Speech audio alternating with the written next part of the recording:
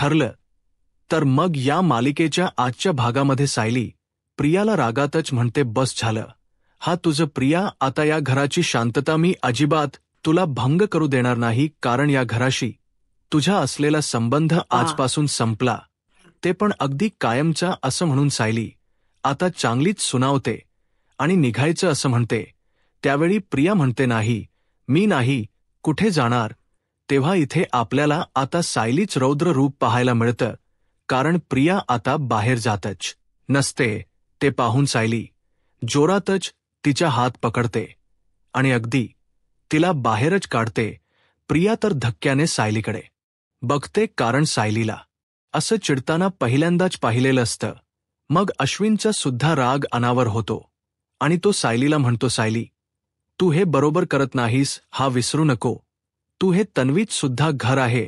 तेव्हा सायली बिचारी आपली गप्प बसते, पण रागात अश्विनकडे बघत असते. कल्पना म्हणते, हे घर प्रियाचं नाहीये समजलं, आणि आता तुझं सामान घे आणि चालती हो इथून. असं म्हणत कल्पना आता तिची बॅग तिच्याकडे फेकते, तर अस्मिता सुद्धा दुसरी बॅग घेते आणि प्रियाजवळ फेकते. आता कल्पनात सुद्धा हे असं वागणं पाहून अश्विनला प्रचंड असा धक्का बसतो आणि तो आपल्या माकडे आता बघू लागतो. तेव्हा रागातच सायली विचारते, आता तरी तुला तुझी लायकी समजली ना प्रिया, आता इथून पुढे अजिबात या घराकडे काय, अगं या दिशेकडे सुद्धा बघायचं नाही.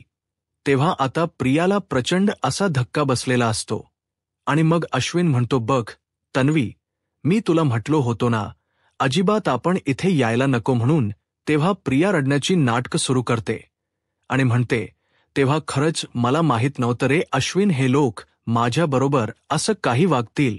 पण अश्विन, मला सांगणारे, मी एवढी वाईट आहे का रे, की मला जगण्याचाच अधिकार नाही. मग आता सगळ्यांना ही प्रियाची नाटकं सहन होत नसतात. सगळेजण तोंडवाकड करतात. त्यावेळी प्रिया म्हणते, सांग ना, मी एवढी वाईट आहे का? मला इथे राहण्याचा हक्क नाहीये का? तेव्हा अश्विन म्हणतो, अगं पण तुझा तरी इथे राहण्याचा का हट्ट आहे? आपण दुसरीकडे कुठेतरी जाऊन राहू शकतो ना, ते पण अगदी शांतपणे. तेव्हा नाटक करत प्रिया म्हणते, कारण ही सगळी माझी माणसं आहेत रे. अश्विन आता रडण्याच नाटक करत इमोशनल वगैरे होत ती म्हणत असते, मी इतकी वर्ष माझ्या आई बाबांशिवाय काढली आहेत. तेव्हा मी असं कुटुंबात स्वप्न बघायचे. अरे तुला सांगू, मला माझे आई बाबा परत भेटले रे, पण माझे बाबांना पूर्वीसारखं प्रेमच माझ्यावर करत नाहीत. ते तर साधे मला जेलमधून सोडवायला सुद्धा आले नाहीत. अरे मग तू आलास, मग मी तुझ्या आई बाबांसोबत नाही राहणार तर मग कुणासोबत राहणार? मग आता अश्विन म्हणतो, तुला कळत नाही का? तर मी, अगं जर त्यांना तुझी गरज नाहीये तर आपल्याला सुद्धा त्यांची गरज नाहीये.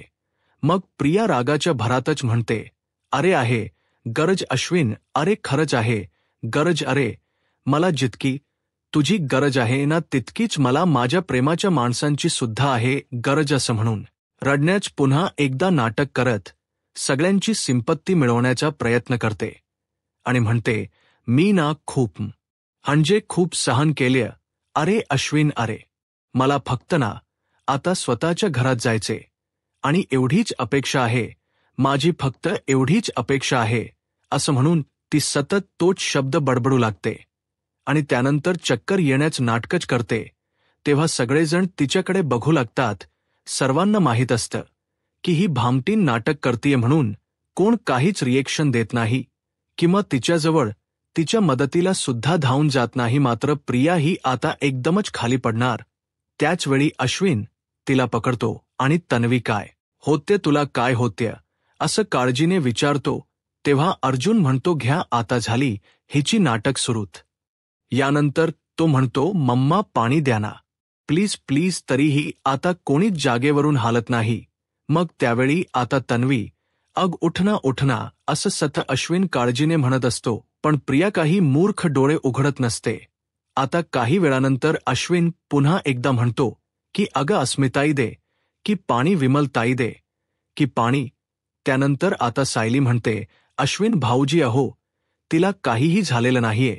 तेव्हा अश्विन म्हणतो की अगं तू तर असंच बोलणार, कारण तन्वी जर मेली तर सर्वात जास्त आनंद हा तुलाच होणार आहे ना. तेव्हा प्रताप रागात म्हणतोय, तोंड सांभाळून बोल जरा अश्विन, कुणाबद्दल काय बोलतोय आपण, याच भान तरी आहे का तुला? मग त्यानंतर जे कारंजाच पाणी असत ना, तेच पाणी अश्विन घेतो आणि प्रियाच्या तोंडावर अस मारतो जेणेकरून प्रिया शुद्धीवर येईल.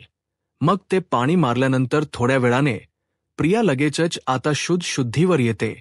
मग आता तो तिची खूपच काळजी करत असतो. तेव्हा प्रिया नाटक करत म्हणते, अश्विन, जोपर्यंत मी माझ्या हक्काच्या घरात जात नाही ना तोपर्यंत मला बरं कसं वाटेल सांग बरं. तेव्हा अश्विन म्हणतो, वाटेल बरं, तू नको काळजी करू. अगं, या घरातील लोकांनी तुला अगोदर जेवण तर नाकारलं होतं आणि आज पाणी सुद्धा नाकारलंय, आणि ही माणसं पूर्णपणे खालच्या लेवलला गेली आहेत की माझ्या बायकोला साधं पाणी सुद्धा देत नाहीयेत, असं अश्विन अभद्रपणे म्हणत असतो. पण आता यांचा माज मी अजिबात सहन करणार नाहीये. तुला आपल्या घरात जायचं ना, चल आता चल. तेव्हा ती म्हणते, पण अश्विन कसं? तर आता घरातील सगळ्यांना पुन्हा एकदा अश्विन या प्रियाला घरात घेऊन येणार या विचाराने तिथे दरवाजाजवळच थांबतात. तर अर्जुन अश्विन समोर येऊन आता उभा राहतो.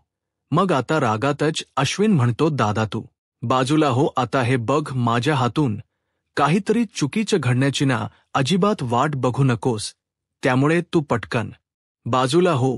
तेव्हा अर्जुन म्हणतो, चुकीचं ना तू वागतोस अश्विन, कारण तुम्हा दोघांनाही आम्ही सांगितलंय ही मुलगी या घरात येणार नाही म्हणजे नाही. आणि परत ना मला तेच बोलायला लावू नकोस अश्विन. तर दुसरीकडे रविराज आणि प्रतिमा हे दोघेही आता हॉलमध्ये बसलेले असतात. प्रतिमाच काहीतरी शिवणच काम आपलं सुरू असतं. तर रविराजला ॲडव्होकेट जाधवांचा फोन येतो. तर आता तो लगेचच तो कॉल रिसीव्ह सुद्धा करतो. मग बोला, खूप दिवसानंतर आठवण आली आज तुम्हाला माझी, असं रविराज विचारतो.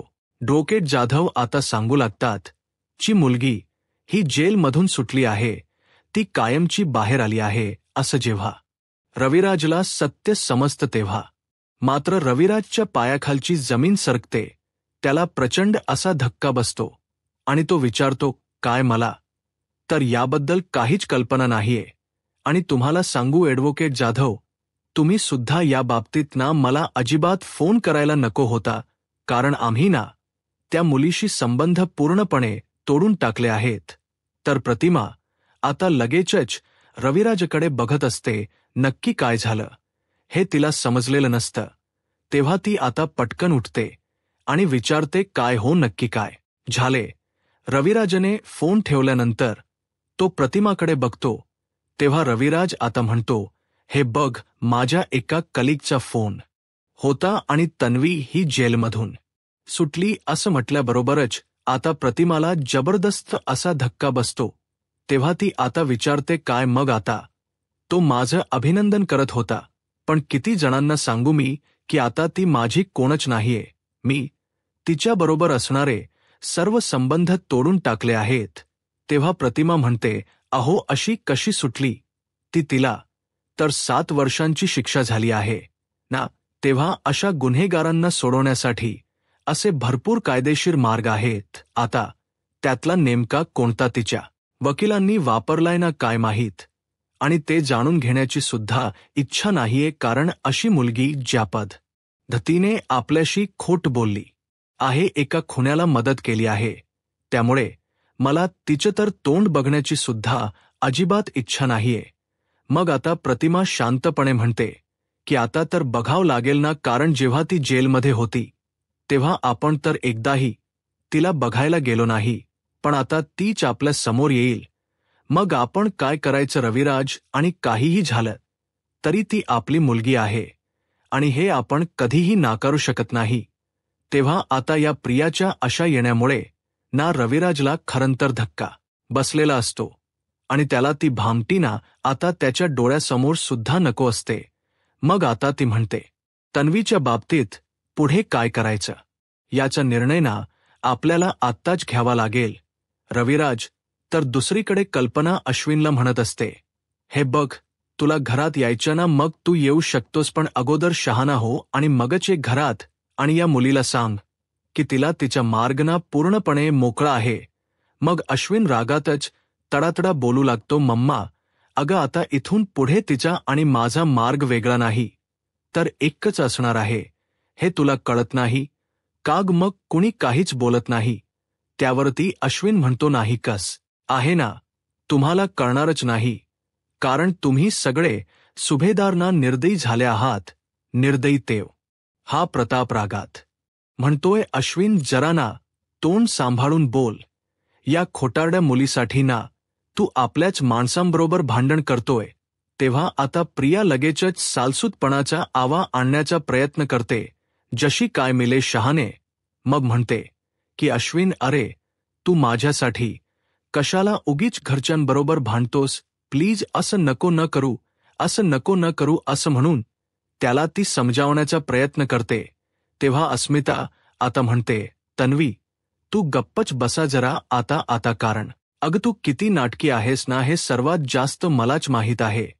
अगं माझा साधा भोळा भाऊ तुझ्या नाटकांना ना फसला असेल, पण मी नाही फसणार, असं अस्मिता स्पष्ट करू. अगं या घरातील लोकांनी ती अश्विनला सुद्धा समजावते तर नाकारलं होतं. सांगू अश्विन, आणि आज पाणी सुद्धा मुलीच्या नाटकांचा पाढाना माणसांना पूर्णपणे तुझ्या समोर लेवलला गेली आहेत. तू ना फकी माझ्या बायकोला माझ्यावर विश्वास देत नाहीयेत, तेव्हा तो म्हणतो नाही अभद्रपणे म्हणत ना आता, पण आता यांच्या माज मी अजिबातही विश्वास राहिलेलाच नाही. तुला आपल्या घरात जायचं ना, चलच कळत आता चल. तेव्हा माझ्या बायकोला ना, पण अश्विनच्या हक्काच्या घरात जायचं, घरातील सगळ्यांनी ना पुन्हा एकदा इच्छा पूर्ण करणार आहे, घरात घेऊन करणार आहे. या विचाराने सायली तिथे दरवाजाजवळच थांबतात. तिचीही तर अर्जुन कधी पूर्ण होणार नाही.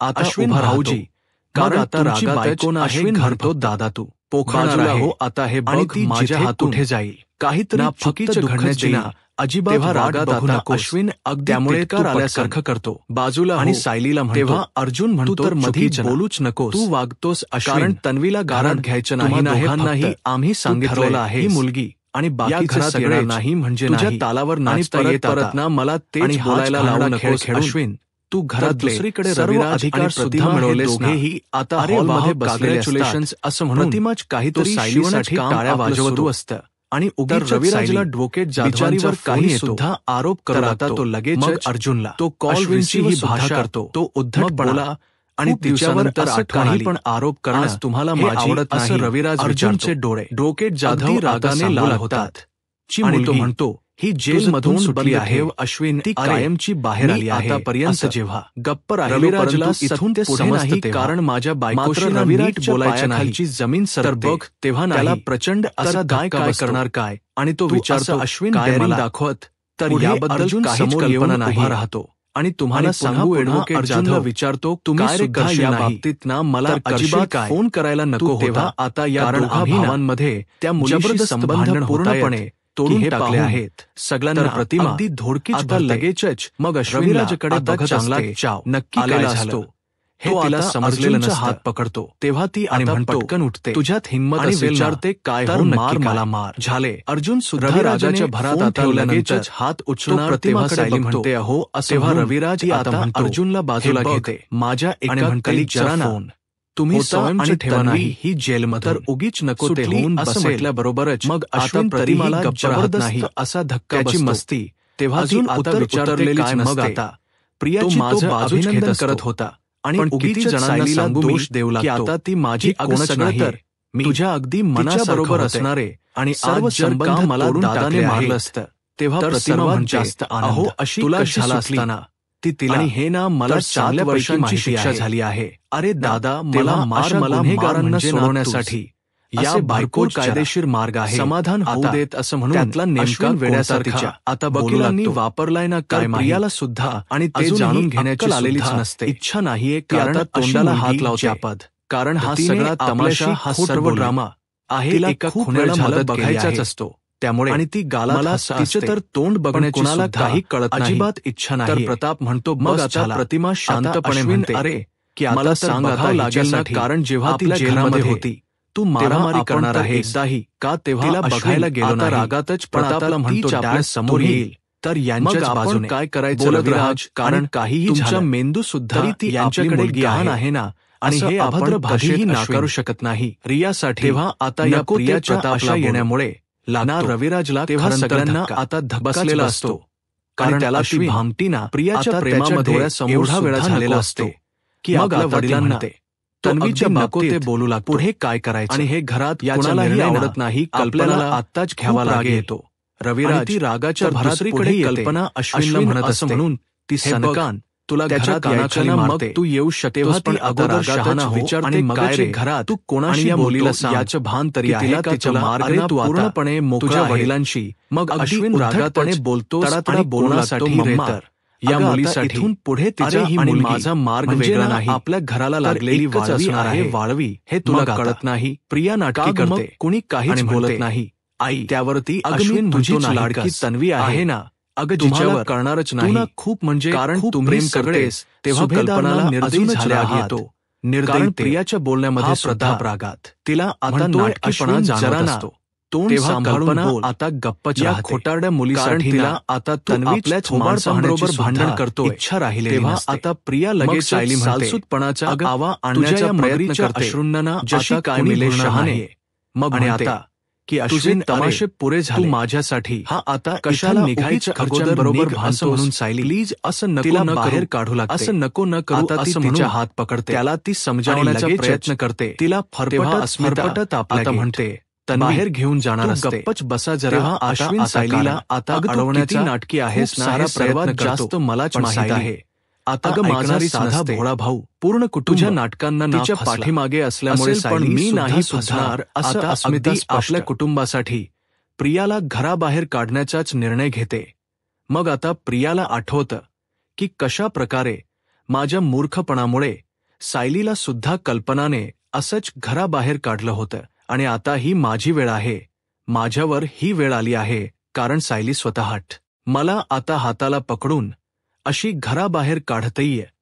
तिला ते सर्व क्षण सारखे सारखे आठवू लागतात सायली.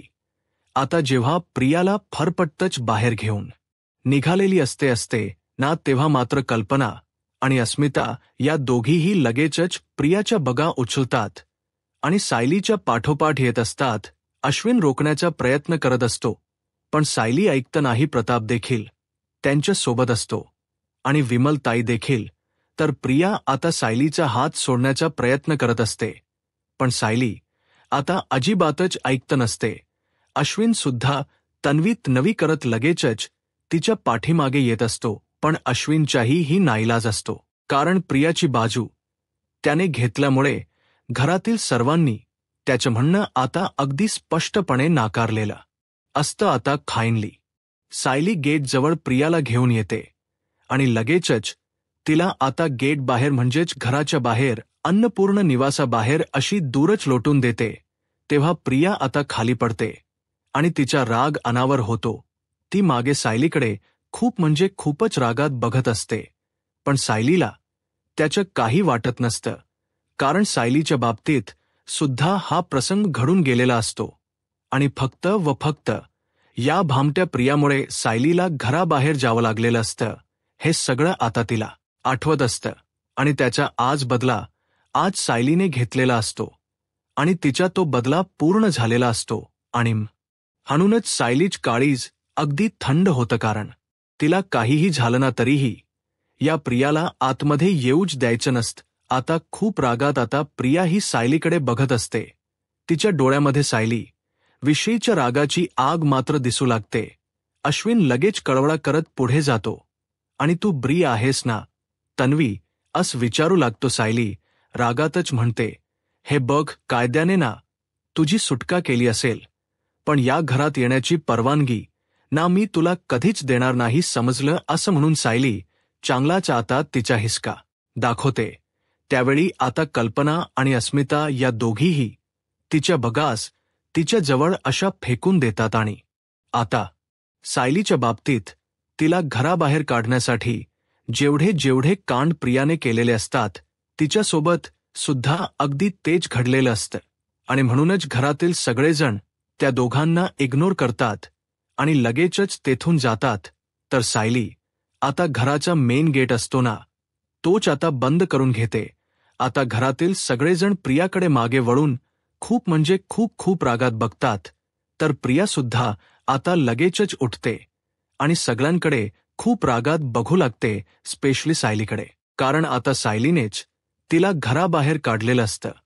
तर दुसरीकडे आता महिप्तच टाळकच फिरलेलं असतं कारणत याच्या साक्षीनेच त्याला चांगलं सुनवलेलं असतं. मग आता तो एक फोटो स्वतःच्या हातात घेतो नागराज आणि त्याचे 2-3 पंटर सुद्धा तेथे असतात खोटो हातात घेत. त्या खोटोकडे बघत तो जोरातच जमिनीवर असा खाली आपटतो आणि त्या खोटोची काचच फुटून जाते. कारण महिप्तला स्वतःचाच खूप राग आलेला असतो आणि तो त्या खोटोकडे बोट वगैरे करत म्हणतो, जगात कोणी बिंडोक असेल ना तर तो तू आहेस. तू अरे महिप्त शिखरेना तू आहेस. तू अरे काल जन्माला आलेली ती पोर अगदी तुला भारी पडली. अरे ती बरोबर बोलली की तिने ना तुझं माकड केलं. माकड तेव्हा लगेचच आता नागराज विचारतो, अहो अशी चिडचिड करून तरी काय होणार आहे? महिप्त शिखरे, तुम्ही ना जरा राग कंट्रोल करायला शिका आता, कारण या रागानेच घात केलाय. तुझा समजलं ना? अरे त्या पोरीने ना बरोबर तुझी दुखरी नस ओळखली आणि दाबली, त्यामुळे तो असा भडकलाय. तेव्हा आता लगेचच महिप्त म्हणतो, नागराज शेड, अहो लय जालिम पोर आहे ती, लय जालिम पोर आहे. तरीही ती देशमुख बाई ना मला एकदा बोललीच होती, ही प्रिया एवढीशा शातीर आहे ना की तिने सुद्धा 5-10 खून केले की काय असंच वाटतं. पण तुम्हाला सांगू, ही प्रियाना माझ्यावर उलटेल असं मला कधी वाटलं नव्हतं. या प्रियाला ना भोगाव लागणार नागराज शेठ, नक्कीच भोगाव लागणार. तेव्हा त्याचे पंटर सावधच असतात. ते म्हणतात, सांगा तुम्ही आत्ता साहेब, आत्ताच्या आत्ता जातो, तिचा खेळ खल्लास करतो. तेव्हा नागराज म्हणतोय, तू आणि तुझा शेठ दोघेही ना जरा शांत बसा. तेव्हा त्या प्रियाला मारणं परवडणार नाही आपल्याला शिखरे. अहो तुम्हाला आठवतं का प्रियाकडे आपला एक व्हिडिओ आहे आपली पोल खोलणारा, कारण ती काय म्हणाली, जर का तिला काही झालं तर ती तो व्हिडिओ लगेचच व्हायरल सुद्धा करेल, मग तिला काहीही हो पण व्हिडिओ व्हायरल होणारच असं ती बोलली होती. बरोबर आठवतं ना तुम्हाला? मग आता महिप्त म्हणतो, अहो नागराज शेठ म्हणून तर ती प्रिया आतापर्यंत मी जिद्दी ठेवलीय आणि आता तरी मी कुठं म्हटलं तिला उडवायचे? अहो हो, मी काय म्हटलं? त्या प्रियाला ना भोगावं लागणार. म्हणजे कसं, माणूस जिवंत असताना त्याचं जे दुखतं ते मेल्यावर दुखतं का नाही ना, तशीच आता प्रियाची सुद्धा एखादी दुखरी नस असणारच ना. तीच नस अशी मी दाबणार आहे ना, अशी दाबणार आहे ना. मग म्हणल मला की अण्णा सर जाऊ द्या अण्णा सर, मला सोडा अण्णा सर, त्यापेक्षा मला मारून टाका. मग प्रिया कशी आता ॲक्शन करेल, रडकुंडीला येईल, हे अण्णा सतत बोलू लागतो. तेव्हा लगेचच आता नागराज हसत असतो, कारण त्यालाही माहीत असतं महिप्त हे करणार म्हणजे करणार. इकडे घरातील सगळेजण शांतपणे बसलेले असतात. तेव्हा अस्मिता म्हणते, आज तन्वी आपल्या पाया काय पडली, त्याचबरोबर स्वतःच्या थोबाडीत काय मारून घेतली, पण तिची ना ही सगळी नाटकं होती असं म्हणून ती डॅड, मम्मा, सायली, अर्जुन या सगळ्यांची माफी मागते आणि म्हणते की तिच्यामुळे ना मी आजपर्यंत खूप म्हणजे खूप वाहावत गेले. तेव्हा कल्पना म्हणते, अस्मिता यात तुझा ना काही दोष नाहीये, अगदी मुलगीच मनाची निघाली. आता बघा ना, तन्वी सापडावी म्हणून आपण किती वर्ष प्रार्थना केली, पण आता असं वाटतं ना तन्वी सापडली नसती ना तर जास्त बरं झालं असतं. तेव्हा सगळेजण नुसते कल्पनाकडे बघतात.